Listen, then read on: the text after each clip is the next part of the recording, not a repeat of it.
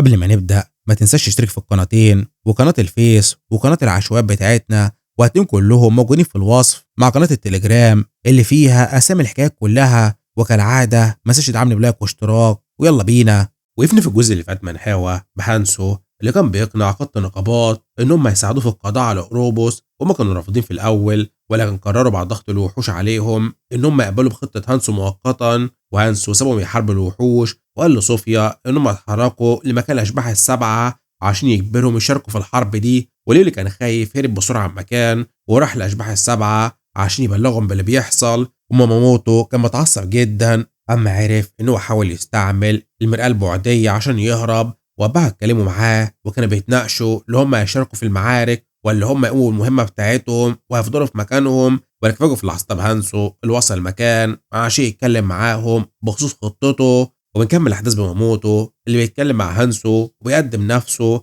وبيقول له انه هو واحد من الاطياف السبعة اللي بيحموا المنطقة دي ورئيس منظمة المنارة. وكان بيرد عليه برود تام ومن غير اي مشاعر، وبيقول له انه الشرف بيه، بس بيدخل في الموضوع على طول وبيقول له انه راح يقضي على اورابوس وانه محتاج مساعدتهم. وفي لحظتها الجو بيقلب وكيل بيزعق فيه ويقول له انت ازاي تتجرأ تطلب مننا اي حاجه. وماري بتقول عليه انه مجنون، وتينا بتهز راسها وبتقول لها فعلا. ومامته بيضحك وان صراحته عجيبه، بس بيقول بجديه انه مش هيقدروا يساعدوه حتى لو قتل اورابوس فعلا، لان في سبب بيخليهم ما يقدروش يسيبوا المكان ده. وانسو يبتسم وانه عارف، وفجاه بيقول لهم انهم بيحموا اكوما. وصوفيا ملامح وشها بتتجمد من كتر القلق، وانسو بيكمل كلامه بكل قوه ويقول لهم زي ما هو عمل لحد دلوقتي هو ياخد مكانهم ويهزمه، وبيطلب منه فك الختم بتاعه. وفجاه كل الموجودين بيهجموا على هانسو وبيحطوا سيوفهم على رقبته وبيطلبوا منه يخرس وما يتكلمش تاني. وموتو بيراقبه بيكون متضايق وبيسأله باستغراب ويعرف ازاي، ودي حاجه غير متوقعه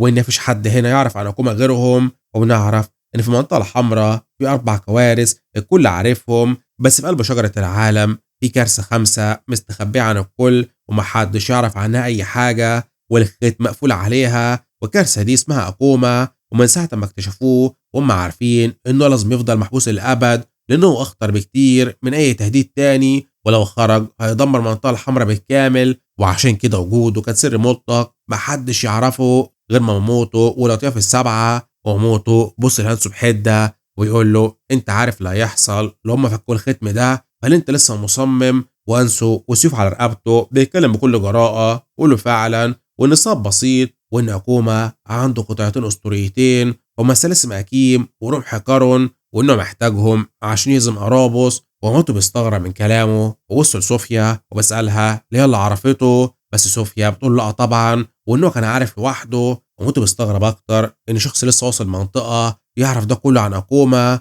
وتينا بتقول ان مش مهم وعرف منين، المهم نخلص عليه دلوقتي. وكيل بيقول ان واضح ان هو طبعا في الجوائز اللي هياخدها لو هزم اكوما. وصوفيا بتتدخل وتحاول تهديهم وبتقول انه مش كده، وبتقولنا في الاول ما كانش تثق فيه وفاكراه مجنون، بس هو فعلا قتل سمكه الكارثه وكمان قتل جذر الفساد. وبتقول لهم بثقه ان اي حد شاف اللي هو عمله هيصدق انه يقدر يهزم اكوما، وان الحاجات المستحيله بتبقى ممكنه مع هانسو. وموتو بيهتز من كلامها وادى اوامر اطياف يرفعوا السيوف من على رقبته، واللي هانسو انه فهم كلامه، بس هو لسه فكر في الدمار اللي اكوما عمله قبل كده وانه مش واثق فيه. وبسال هانسو بوضوح انت عندك ايه مش عندنا عشان يهزمه؟ وهانسو يرد عليه بكل برود وبساله مش عارف هو عنده ايه. وفجاه ضغط مرعب بينفجر منه وقوه الهاله بتاعته بترميهم كلهم بعيد عنه، وكلهم بيراقبوه بيكونوا مصدومين وبيقولوا ايه ده. وفجاه بيظهر الدرع السماوي عليه وهانسو بيمسك سيفه بقوه وبيقولهم بوضوح يشوفوا بنفسهم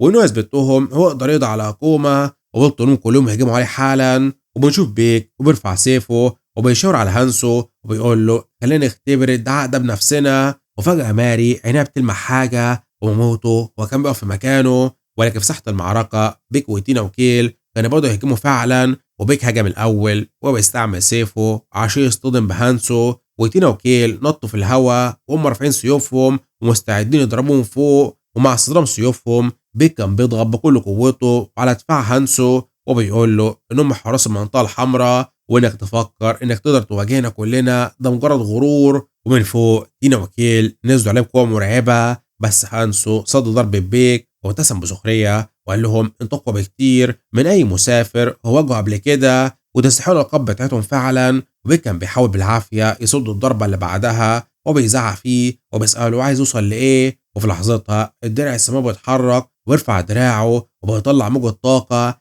خلي تينا وكيل يتفاجئوا هما في الهوا. ولمح البصر ايد الدرع السماوي اترفعت وخطفتهم هما الاتنين في الهوا في حركه واحده سريعه. وانسو بص لفوق وابتسم وده مثالي جدا، وانه كان عايز يختبر الدرع السماوي. ونرجع بالزمن شويه بعدها وبشوف هانسو اول ما شاف ماموتو في حياته السابقه سأل ريس عنه وسأله هو مين. وريس كانت مستغربه من سؤاله، بس هانسو بروده المعتاد قال لها ان هو سمع انه كان بيشرف على المنطقه الحمراء ومات بعد ما منطقه الهويه فتحت بفتره قصيره، وانه كان حاسس ان واحد فيهم هيقابل التاني فكان عايز يعرف رايه فيها. وريس فكرت شويه وقالت انه مختلف عن باقي القاده لانه كان بيقود من غير ما يحتاج القاب، وان مهارته كانت دفاعيه وبتحجم قوه الاعداء. ولما من كده ان في الوقت اللي كان الكل بيجري ورا الجواز والقوه وعايزين يوصلوا المنطقه البرتقاليه وفضل موجود في المنطقه الحمراء بالقناعه اللي عنده لحمايه الكل اللي فيها. وابتسمت وهي بتقول ماموتو اعلن قبل كده انه لو حافظ على ختم اكوما وانه ضحى بكل فرصه جات له. ومقابل ده ولد هانسو انه قبل في يوم من الايام يقدر يثق فيه لانه شخص بيدور على عداله وثابت زي الجبل. ونرجع الحاضر وصوت ماموتو بيرن وهو غضبان وبطلوا الكل يتوقفوا ويسالهم فاكرين نفسهم بيعملوا ايه، ويقول لهم انهم حتى لو جمعوا قوتهم كلها كده فده مش هيكون كفايه، وان رابوس هينزل كمان اسبوعين وليه نضيع وقت في صراع ملوش لازمه. ولو سكتوا تماما بعد كلامه وكده اعتذاره صوته واطي وماموتو بيلف لهانسو ويقول بكل صدق انه عارف قوته كويس وعشان كده بيطلب منه انه يرجع سلاحه ده، والمفروض هم يتفاوضوا بدل الحرب ما بينهم لان كل سنه بنضيعها في حد غيرنا بيموت. وبعد جوه الخيمه ماموتو بص لهانسو وانه معترف بقوته بس ده لوحده مش كفايه لفك الختم، وان محدش يتوقع اللي ممكن يحصل لو الختم ده اتشال لان مجرد القرب منه بتحس برعب اكوما. وبيسال هانسو بوضوح هل عنده خطه ملموسه عشان تقدر تهزمه، وانسو بيرد عليه بدون تردد وانه عنده، وان بين اثار خمسه الاسطوريه الموجوده هنا في اتنين بيتم استعمالهم حاليا للحفاظ على ختم اكوما وهو معاه الثلاثه الباقيين، وان لو كانوا قصيرين بس كفايه لقمع قوه اكوما فبالخمسه مع بعضهم هزيمته مش هتكون مستحيله. واظن ده كافي يثبت ان خطتي ممكنه. واسالهم عن رايهم وماتو ما ردش على طول، كان بيقول في نفسه ان هانسو بيشبه شخص يعرفه وان الولد ده شايل حمل تقيل ومستعد يضحي بحياته من غير ما بان عليه ذره خوف واحده. وموتو بدنه يراقب هانسو وبسال نفسه انا قابلت حد كده في ال20 سنه اللي فاتوا دول هنا. وفي لحظه فهم وشاف في عين هانسو خيال إريس وبدأ يغرق في ذكريات مدفونة من زمان في عقله لدرجة إنه ما سمعش ماري وهي بتنادى عليه. وماموتو فاق وشرب شوية مية عشان يرجع لتركيزه، وقال إنه كان بيفتكر الماضي وإنه دايما كان من نوع الحذر على عكس هانسو اللي بياخد قراراته بحسم. وبعدين بص لهانسو وقال له قبل ما يرد على اقتراحك ممكن يقول حاجة أخيرة. وهانسو رد بكل هدوء وطلب منه يقول له هو عايزه. وموتو بيخبط على الترابيزه وبيتكلم مع هانسو وبساله لو مشينا ورا خطتك دي وفكينا ختم اكوما عشان نقضي عليه وفشلنا ايه اللي هيحصل. وموتو بيبدا يفتكر زمان لما كان بيفكر يحارب الكوارث بكل قوته بس اتخلى عن الحلم ده لما تخيل الثمن اللي ممكن يدفعه، وان اهرابوس بدا يتحرك فعلا ولو اكوما انضم ليه فالمنطقه الحمراء هتنتهي تماما. وموتو بيكمل كلامه وبيقول له إن مش موضوع عدم ثقه بس اي خطه بيبقى فيها متغيرات وان كل ما الامور تمشي بسلاسه لازم يكون حذرين اكتر. وعشان كده هو بيقترح حل بديل وانهم يستعملوا الاثار اللي مع هانسو عشان يقووا الختم اكتر، وبكده حتى لو قرابس دمر منطقه فالختم يفضل محمي وهم يكون عندهم حريه يتحركوا ويأمنوا قطاع المرآة من الجراد الوحشي ويساعدوا بقى المسافرين يهربوا المنطقه البرتقاليه بامان قبل وصول قرابس ليهم. وكيل اول ما سمع الكلام ده بيمدح في ذكاء ماموتو وخطته الشامله. وموتو بيلف لهانسو وبساله لو مش كده الخطه معقوله اكتر، وانسو بيرد عليه بكل هدوء وبيقول له من ناحيه المنطق وخطته سليمه جدا بس انا برفضها. وموتو مستغرب وبساله لو دي مجرد رغبه شخصيه انانيه منه، وانسو بيرد عليه ويقول له ان الاثار دي لازمه في مكان تاني وانه يقضي على الحكومه بسرعه ومفيش داعي للقلق. والموقف بيبقى مشحون جدا والاتنين بيبصوا بعضهم في صمت لحد ما موتو بيقوم ويقول طيب وانهم هنا نقاش هنا ومبقاش قدامنا غير انه واثق في هانسو، وبيطلب منه يغير لبسه لدرع جلد خفيف عشان يناسب اسلوب قتاله اللي بيعتمد على الحركه والسرعه. واتحركوا بعدها ناحيه الختم وهانسو كان بيعدل في درعه الجديد وبيحس انه مثالي وصوفيا بتبان عليها الراحة إن موتو واثق فيه. بس هانسو كان بيفكر في كلام موتو لما قال له إنه متردد في قراراته وبيحس بإن في حاجة مش مظبوطة، إنه يقف على اقتراحها على طول. وبيقرر يقول لصوفيا حاجة مهمة. وفي لحظتها في أعماق الختم عيون أكوما بتفتح ببريق مرعب، ونرجع بالزمن بعد 20 سنة ونشوف إيريس وهي مخضوضة ومن صدمتها حاطط ايدها على بقها ومش كانت قادرة تتحمل، وهي شايفة المكان اللي قدامها مليان جثث في كل حتة، وفوقهم شجر ضخم وجذور بتسحب الجثث لفتحة مظلمة في الأرض. وكيلدا مقرب من الجثث وبيقول بضيق الناس دي اتقتلت بضربة نهائية مرعبة، وإن القوة دي جاية من البيضة اللي مربوطة بسلاسل حديدية سودة في آخر المكان. وتاي كان فاكر إن الختم هيحميهم طول ما هم ما لمسوش الحاجة دي، بس إيريس بتصلح له المعلومة وبتقول له إن الختم بيضعف والبيضة بدأت تتشرخ وإن أكوما هيظهر قريب. وكيلدا بيهز راسه بالموافقة على كلام إيريس، والمكان ده فعلا عامل زي القنبلة الموقوتة. وفي لحظة ما موته بيظهر قدام الختم بيفضل واقف في صمت وهو غرقان في أفكاره، وبيمد إيده يلمس واحدة من السلاسل الضخمة وبيقول إنهم لازم يلاقوا خطة عشان يتعاملوا مع المصيبة دي. عينه بتلمع وبيقرر إنهم يرجعوا يعيدوا ترتيب أوراقهم من تاني. وفجأة صوت بيقطع التوتر ده وبيقول له إنه عنده طريقة، وكل اللي بيلتفت ليه في حالة ذهول وفضول. وفي نفس الوقت جندي بيصرخ من عند الختم وبيقول في طاقة شيطانية بتتسرب من الختم ده. وموته يبص قدامه وملامح وشه بتضلم ويقول لنفسه يا احنا بجد هنراهن بحياتنا تاني. وفجأة الخاتم اللي في ايده بيبدأ ينور ويطلع حالة صوتة مرعبة، ويقول سلاح حرفة الموت بتاعه واقوى سلاح عندهم دلوقتي ويقدروا يستعملوه. والهالة دي بتنفجر بره وتتجسد على شكل كائن ضخم جدا، ويمسك الختم بدراعاته الضخمة في قبضة قوية جدا. وريس كانت مذهولة من المنظر. وموتو بيقول ان مجرد ما ينتقل المنطقة اللي بعدها هيضطر يبدأ كل ده من الصفر تاني. وكيلدا بيفهم الخطة على طول ويقول له انت ناوي تستعمل سلاحك عشان تقوي الختم وتثبته على الوحش. وموتو يقول له فعلا، ويسأل نفسه بيأس لحد امتى يفضل يعمل كده؟ هل الموضوع ده يخلص في يوم من الايام؟ بس بعدها بيبتسم وان سلاحه هيفضل ماسك الختم ده وطول ما هو صامد فأكوما مش يخرج ابدا. وريس فهمت ان ده معناه ان موتو لازم يفضل في المنطقة دي للأبد عشان يحافظ على السلاح. وموتو يرد بكل هدوء ويقول لهم لو ده يكون في سبيل البشرية فهو مش هيتراجع ابدا، وانه يفضل هنا في المنطقة الحمراء ويحرس الختم. ونرجع الحاضر وكان بينادي على موتو. موتو يبتسم ويقول انه سرح في ذكريات الماضي تاني، وانسو بيقاطعه وبيطلب موتو يتحرك وان مفيش وقت للذكريات بتاعته دي. وصوفيا اللي كانت واقفة جنبه كانت مخضوضة جدا وتقول لنفسها هو ازاي بيتكلم مع موتو ببساطة دي من غير القاب وانه وقح جدا. وموتو بص لهانسو وقول له فعلا وانه عنده حق والمفروض هم يبداوا، وبيدوس على الخاتم بتاعه وبيضخ فيه قوته وبتبدا عمليه تقويه الختم. وبيظهر كان اضخم من اللي ظهر في الماضي ويلف نفسه حوالين الختم كله. وانسو كان واقف بيراقب المشهد وبدا يحلل الموقف، وانه واضح ان سلاح الحاصد اللي معاه امتص كميه اسلحه مهوله، ومع انه اقل من مستوى الدرع السماوي بتاعه بس قوته اسطوريه برضه. وده معناه ان وظيفه الاشباح السبعه الحقيقيه كانت تجاره وتوصيل الاسلحه لماموتو عشان يغذي السلاح بتاعه. وكل كانوا واقفين حابسين انفاسهم، بس هانزو كان بيفكر في حاجه تانية ولنفسه ان ماموتو محبوس في حته انه لازم يحافظ على السلاح ده، وده بيخلي حركته محدوده جدا. بس في حاجه مش مظبوطه برضه وانه مش قادر يفهم ايه اللي مش مظبوط هنا. بيفضل يبص لظهر ماموتو بشك وبتسائل لو القطع الناقصه من اللغز ده. وفجاه الخاتم نوره بيزيد جدا والسلاسل الموجوده حوالين الختم بتبدا تلتوي وتتحرك بشكل غريب، وان الرمح اللي كان غاطس في الارض بدا يعمل شروخ والضوء بدا يشع من الختم بقوه كبيره. وفجاه حصل كسر وسرب طاقه وبدا يتجمع في جسم واحد، وكل اتصدموا. وصوفيا كانت مرعوبه لان كان اكوما المرعب رجع الحياه تاني قدامهم. وتينا كانت واقفه مش قادره تتحرك من الصدمه وهي بص للوحش اللي لسه خارج.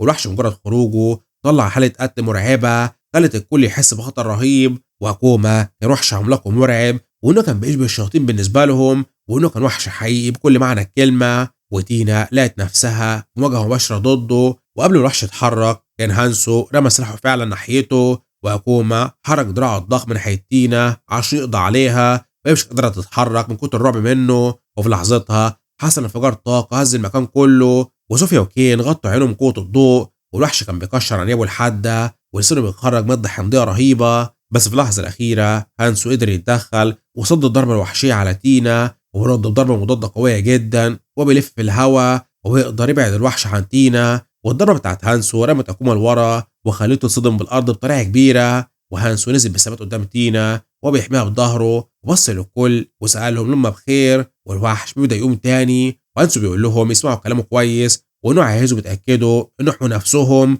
وإنه يقوم بالواجب اللي هو أقسم إن هو يعمله، وإن هو يحمي نفسه من أول دلوقتي وبس. وبنشوف هانسو واخد وضعية الاستعداد بكل ثبات، وبيعلنها للكل بإنه يقاتل الوحش ده لوحده. وفي لحظتها الأرض بدأت تهتز بقوة، وبنشوف الصيادين الموجودين فوق السطح وهم كانوا مستغربين ويقولوا اللي بيحصل. واحد منهم بيقول إن الصوت ده جاي من تحت الأرض، واتسرع عند اللي بيحصل تحت. وبنشوف المعركة بين هانسو وأكوما كانت جبارة جدا، وضربة واحدة من أكوما عملت حفرة عملاقة في الأرض ورمت هانسو في الهواء من قوتها. وإن حتى كيل اللي كان واقف برا ساحة المعركة كان حاسس بضغط مرعب، وبدأ جسمه يترعش، وبقول لنفسه إن ده مش مجرد قتال، ودول وحشين بيخبطوا في بعضهم وجها لوجه. وأكوما بدأ يشيل سلسلة هجمات بسرعة البرق على هانسو، بس هانسو كان بيتفادى كل ده بمهارة خرافية، ونزل جسمه لتحت وهرب من هجمة مخلب كانت هتطير راسه. وبعدها تراجع بسرعة واستلم مجموعة الكرات السحرية بتاعته وهجم على كوما بيها وأصابه بطريقة مباشرة. وهانسو كان متعصب جدا، وجسمه كان مشدود بطريقة كبيرة، وإنه لازم يركز يا إما يكون في أزمة. وكوما اتعصب وهجم تاني، وهانسو نط لورا وعينه مش كان بفرق خصمه أبدا. وأكوما لف جسمه وبص لهانسو بنظرة حادة وانفجر في هجمة سريعة جدا. وفي نفس الوقت هانسو كان بيجمع طاقة في كف إيده بصمت، وأول لما قرب منه هجم عليه وظهرت قبضة طاقة عملاقة طارت ناحية الوحش. وهنا أكوما ظهر فيها الغضب الشديد، وقبضة الطاقة دي نزلت عليه. بس هانسو حس فورا بإن في حاجة غلط، وإن جسم أكوما ما كانش في المكان اللي المفروض هو يكون فيه. وأكوما ظهر في لحظتها ورا ظهر هانسو من غير تردد. أكوما هجم بإيده عشان يضربه، بس قبل ما يكمل الضربة إيد هانسو ظهرت قدام وشه فجأة، وأكوما مايل راسه لورا في آخر لحظة وقدر يهرب بسرعة من الضربة. وإن حتى هانسو نفسه كان مذهول وإنه قدر يتفاداها. وأكوما انسحب لبعيد وبدأ جسمه كله يشع حالة مرعبة وبيهدد المكان كله. وكيل كان بيراقب وهو ميت من الرعب، وعينه متثبتة على هانسو وأكوما، وقول بصوت واطي إن مستحيل هم يتدخلوا في القتال ده، وإن ولا السرعة ولا القوة دي هم مناسبين ليها،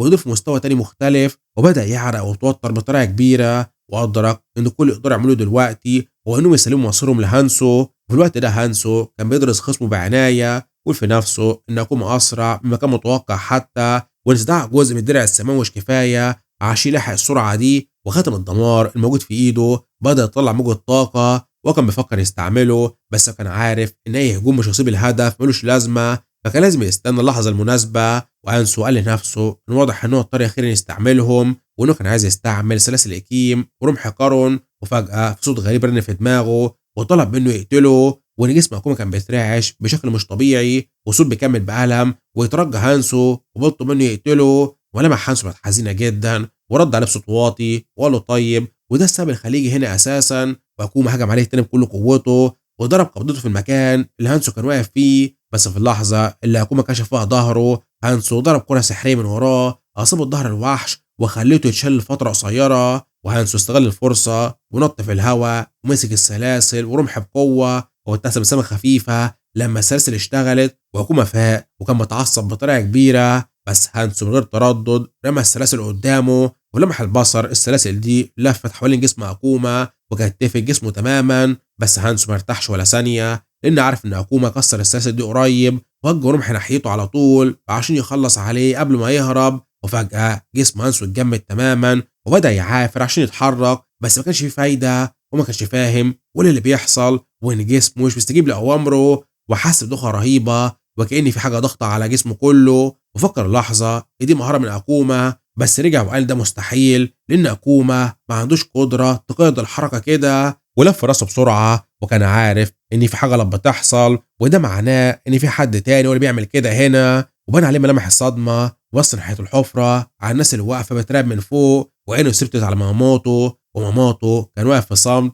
وبيعمل نوع من أنواع السحر. وأول لما حس بنظرة هانسو بصله بكل برود وهدوء، لأنه عرف إن هانسو كشفه وهانسو شتمه، وعرف إن هو اللي خانه وإنه اللي بيستعمل السحر ده عليه. بس ما كانش وقت للتصرف، لأن أكوما ظهر في راسه تاني فجأة، وأكوما هجم عليه بطريقة قوية جدا، ورمح طار من إيد هانسو وحصل انفجار كبير في المكان غطى المكان بالكامل. وأكوما نزل على الأرض بعدها وبدأ يعافر في السلاسل دي لحد ما قطعها. وسط الدخان هانسو قام بالعافية ونفسه تقيل جدا، وإنه دلوقتي فهم وإنه عارف الإحساس اللي كان عنده من البداية كان مصدره إيه، وإن إصرار ماموتو إنه يفضل ورا عشان يحمي الختم وسلاحه اللي امتص أسلحة تانية كتيرة، ودلوقتي السحر اللي بيعمله عشان يقايض حركته. كل ده بيوصل لنتيجة واحدة، وإن ماموتو بيحمي أكوما، وإن أصدقائه كل الصيادين كانوا مفكرينه بطل وبيدور على المصلحة العامة، بس في الحقيقة إن إيريس والكل اتخدعوا فيه، وإن ماموتو هو الخاين الوحيد، وإن هو بيبحث عن دمارهم. وخلص أنا ملخص الجزء 26 من منهاوى، واسأل الفيديو اسم الكارثة الخامسة اللي هانسو بيحاربها. عرفني في الكومنتات، مش لايك والاشتراك. سلام.